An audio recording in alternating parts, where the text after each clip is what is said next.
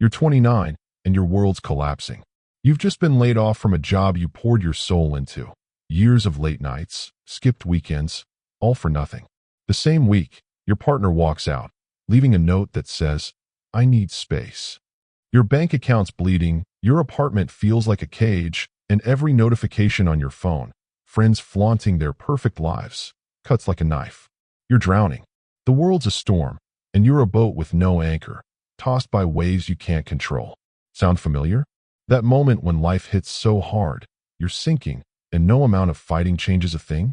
Picture yourself on your couch, staring at the ceiling, chest tight, asking, "Why is this happening to me? What did I do wrong?" You want to scream, to fix it, to stop the world from spinning out of control. But you can't. The job's gone. The relationship's over. The bills keep coming. You feel powerless, like a puppet with its strings cut. Maybe you're there now, jobless, heartbroken, sick, or grieving someone you loved. Maybe you're scrolling social media, comparing your chaos to someone else's highlight reel, wondering if you'll ever find solid ground. Here's the truth that can pull you out of that storm. You can't control the world. The waves will crash, the lightning will strike, and people will leave. But there's one thing you can control: yourself, your mind, your response. That's Stoic rule number one, and it's your key to finding peace in a world that never stops raging. That night on your couch, you're desperate for answers. Imagine picking up a tattered book, Meditations by Marcus Aurelius, a Roman emperor who faced wars, betrayal, and plague, yet stayed calm. His words hit you like a lifeline. You have power over your mind, not outside events. Realize this, and you will find strength. You can't control your layoff or breakup, but you can control how you face them. That's Stoicism, a philosophy not about escaping pain, but mastering it. Stoicism isn't about pretending life's perfect or hiding from hardship. It's about standing in the storm and choosing calm. Born in ancient Greece and sharpened in Rome, it's a practical guide for living well, no matter what the world throws at you. At its core is one unshakable principle: distinguish between what you can control and what you can't.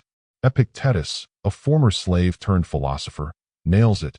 Some things are in our control and others not. Things in our control are opinion, pursuit, desire, aversion, and, in a word, whatever are our own actions. Things not in our control are body, property, reputation, command, and, in one word, whatever are not our own actions. Think about it. You can't control the economy, so a layoff isn't your fault. You can't control someone's feelings, so a breakup isn't your failure. You can't control illness or death. They come uninvited. But you can control your thoughts, your choices, your reactions.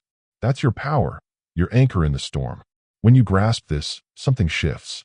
The world hasn't changed. Your bank account's still empty. Your ex isn't coming back, but you have a choice. You can let the storm break you, or you can learn to sail through it. Stoicism is about drawing a line in the sand. On one side, everything you can't control: the weather, other people's opinions, traffic, your boss's mood, the algorithm that buries your posts. On the other side, what you can control: your attitude, your effort, your integrity. It's not about ignoring the chaos. It's about refusing to let it own you. Seneca, another Stoic, puts it sharply: we suffer more often in imagination than in reality. How many nights have you lost worrying about what might happen? How many times have you replayed a rejection, a failure, letting it burn you alive? That's the chaos winning, because you're fighting battles you can't control. You've been there, haven't you? Obsessing over your layoff, imagining eviction, failure, everyone judging you. Stoicism teaches you to stop. You can't control the company's decision, but you can control your next step: updating your resume, learning a skill, reaching out to contacts. You can't make your ex stay, but you can choose to grieve, heal, and grow. The line between control and not control is your compass, guiding you through the fog. This isn't just for emperors or philosophers. It's for you, right now, in your mess. Whether you're 22, unemployed, crashing at your parents' place, or 35, burned out from a corporate grind, or 40, mourning a loved one, Stoicism says, you are not your circumstances. You are your choices. That's where your freedom lies. Let's bring this home. Stoicism isn't abstract. It's a tool for you, navigating a world that's always one step ahead. Here are stories of people like you, facing storms they couldn't control, but finding peace by controlling themselves. The unemployed graduate. You're Sarah, 23, fresh out of college with a degree you're proud of, but no job offers. You've applied to dozens of positions, nailed a few interviews, but nothing lands. Your friends are posting about their new careers, and you're stuck at your parents' house, feeling like a failure. Social media is brutal. Every dream job post is a gut punch. You're angry, anxious, asking, why me? Then you find Epictetus. You are not your circumstances, but your response to them. You can't control the job market or recruiters' decisions, but you can control your effort. You start small, one application a day, no matter how drained you feel. You learn coding through free online courses. You ditch LinkedIn's toxic scroll, picking up a book instead. It's not instant, but 6 months later, you land a role you love. The world didn't change, your mindset did. The burned-out professional. Now you're James, 32, a marketing manager who's crushing it on paper but crumbling inside. You're glued to your phone, answering emails at midnight, chasing deadlines, dodging burnout. Your team's toxic, your boss is never satisfied, and TikTok's pushing that digital nomad dream. You feel trapped, sprinting on a treadmill that never stops. Marcus Aurelius' words hit you. If you are distressed by anything external, the pain is not due to the thing itself, but to your estimate of it. And this you have the power to revoke at any moment. You can't quit your job yet, but you can set boundaries. You make a rule: no work emails after 7 p.m. You journal, dumping stress on paper. You take walks, just you and the trees. The job's still tough, but you're not drowning. You're steering your boat, not letting the storm capsize it. The grieving heart. You're Michael, 39, and you've lost your wife to cancer. Grief's a tidal wave, pulling you under. You see her in every corner of your home, hear her laugh in your dreams. Friends say move on, but how? The world feels empty, cruel. Epictetus speaks to you. What need is there to weep over parts of life? The whole of it calls for tears. You can't bring her back, but you can honor her by living well. You volunteer at a hospice, turning pain into purpose. You write letters to her, pouring out love, finding solace in words. You run a marathon in her memory, every step a testament to your bond. Grief stays, but it's not your master. You're steering your boat through the darkest waves. The grieving heart. You're Michael, 39, and you've lost your wife to cancer. Grief's a tidal wave, pulling you under. You see her in every corner of your home, hear her laugh in your dreams. Friends say move on, but how? The world feels empty, cruel. Epictetus speaks to you. What need is there to weep over parts of life? The whole of it calls for tears. You can't bring her back, but you can honor her by living well. You volunteer at a hospice, turning pain into purpose. You write letters to her, pouring out love, finding solace in words. You run a marathon in her memory, every step a testament to your bond. Grief stays, but it's not your master. You're steering your boat through the darkest waves. Economic uncertainty under Trump. You're Emma, 30, a small business owner in 2025, watching news about Donald Trump's inauguration as the 47th president. Headlines scream about tariffs, tax cuts, and immigration crackdowns. You're worried. Will new tariffs raise your supply costs, forcing you to hike prices and lose customers? Will deportations shrink your workforce, making it harder to operate? Will tax cuts boost your profits, or will inflation eat them up? The economy's a storm, and you're not sure your boat can weather it. Trump's policies are a mixed bag. His tariffs, like doubling levies on foreign steel and aluminum, aim to protect American industries and create jobs. Some reports claim 4,000 new steel jobs from past tariffs. But critics warn they'll raise costs, potentially adding $5,200 annually to household expenses, hitting your customers' wallets and your bottom line. His 2017 Tax Cuts and Jobs Act lowered corporate taxes, which could help you reinvest, but extending them might widen the deficit, fueling inflation. Mass deportations could tighten labor markets, driving up wages, but also food prices if farm labor shrinks. Posts on X reflect the divide. Some cheer tariffs for bringing manufacturing back, while others predict higher grocery bills and market chaos, with one claiming a $9.6 trillion wealth drop in stocks.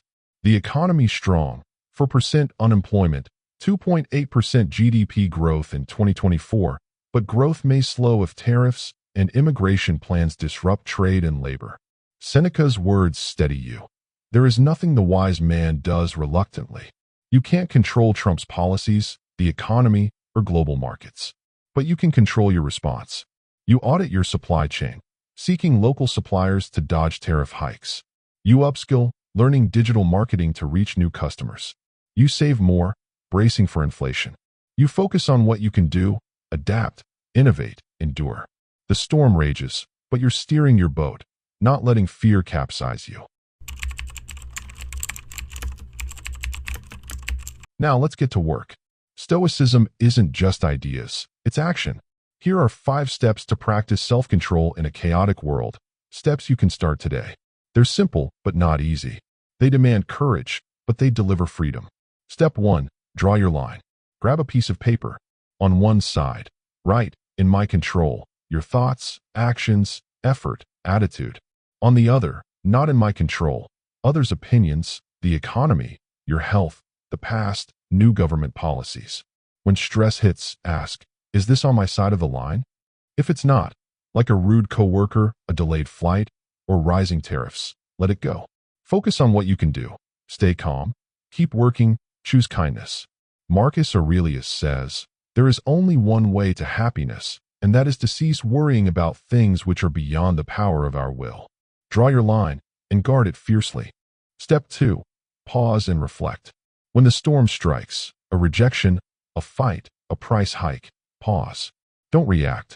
Breathe. Epictetus teaches, don't let the force of an impression when it first hits you knock you off your feet. Just say to it, hold on a moment. Let me see who you are and what you represent. Imagine getting a harsh email from a client. Your instinct is to fire back, defensive, angry. Instead, wait an hour, walk around the block, ask, what's in my control? Then write a calm, professional reply. Pausing can save you from escalating a storm. Next time you're triggered, count to 10, breathe, and choose your response. Step 3. Reframe the obstacle. Every challenge is a chance to practice self-control. Seneca says, the greater the difficulty, the more glory in surmounting it. Lost your job? Reframe it. This is your chance to reinvent yourself. Learn new skills, network, find a better path. Sick? See it as a test of resilience. Facing inflation? View it as a push to budget smarter, diversify income. Ask, what can this teach me? How can I grow? This isn't fake positivity. It's choosing to see the storm as a forge, shaping you into something stronger. Step 4. Build small habits. Self-control grows like a muscle. Start small. Pick one daily habit to anchor your mind. Try journaling 5 minutes each morning, listing what you can control today. Or set a boundary, like no emails after 7 p.m. Or note 3 things you're grateful for, like Aisha did. Epictetus says, no great thing is created suddenly. Small habits build a fortress of calm, so when big storms hit, like economic shifts, you're ready. Choose one habit, stick to it, and watch your strength grow. Step 5. Accept and let go. The hardest step is acceptance. You can't control everything, and fighting that truth is like wrestling the ocean. Seneca writes, fate leads the willing and drags along the reluctant. When your relationship ends, clinging to what-ifs tortures you. Accept it. You can't change their choice, but you can let go of the pain. Facing new tariffs or job market shifts. Accept the uncertainty, then act. Adjust your budget, upskill, adapt. Say, this is what is. Now, what's my next step? Acceptance isn't giving up. It's freeing yourself to focus on what you can control. Let go and sail forward. You're not immune to storms. Bills will pile up. People will disappoint. Policies will shift. Prices will rise. And the world will spin on, chaotic as ever. But you don't have to be the person on that couch, broken and lost. You can sail your boat. Steady your mind when the waves crash. The greatest freedom isn't controlling the world. It's mastering yourself. It's waking up each day, knowing that no matter what comes, tariffs, layoffs, heartbreak, you have the power to choose your response. You are not the storm. You are the calm at its center. Marcus Aurelius writes, the happiness of your life depends upon the quality of your thoughts. So start now. Draw your line. Pause before you react. Reframe your struggles. Build one small habit. Accept what you can't change. These aren't just steps. They're a rebellion against a world that wants you frantic, lost, afraid. You're stronger than you know. Your mind is your fortress, your anchor, your sail. Take the helm. Steer your boat. The storm can rage, but it can't break you. Here's your challenge. Try one step today. Journal for 5 minutes. Pause when you're angry. Say no to something that steals your peace. If this resonates, like, share, and subscribe. Let's build a community of calm warriors, choosing themselves over chaos. Comment below, what's one thing you'll control today, whether it's your mindset or your response to the economy. Your journey starts now. The world can't stop you. Only you can steer your soul.